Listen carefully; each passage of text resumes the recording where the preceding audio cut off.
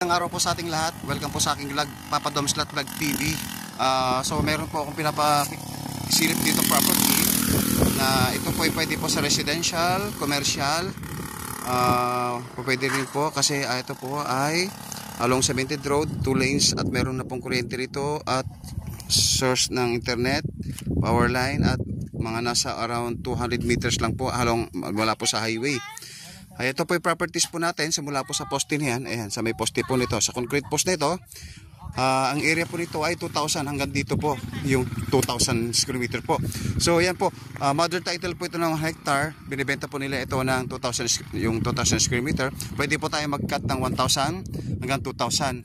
Ito po, pwede po. Ayan, ang area po nito, ang sukat po nito ay 2,000 at ang frontage po siguro ng mga madam mga sir ay nasa around mga nasa 40 meters po yung frontage po niya.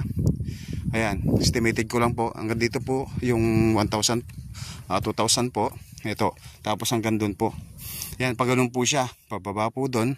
Ayan, mataas po itong area mga badang mga sir, at dahil hindi lang po irrigated dito, hindi po binabaha. At ayan po, malapit lang po ito sa highway. Mga nasa 67 minutes po lang po, nasa Kuya po na kayo, at nasa 10 to 15 minutes nasa Tiplex at o Rosales, SM Rosales po tayo. Ayan, ito po, napakaganda pong properties, pwede po sa lahat. Ayan, title po ito, titulado po itong properties na ito. Ayan, makikita nyo po, ito po yung linya ng wifi po natin, internet, may nawasan na rin po rito.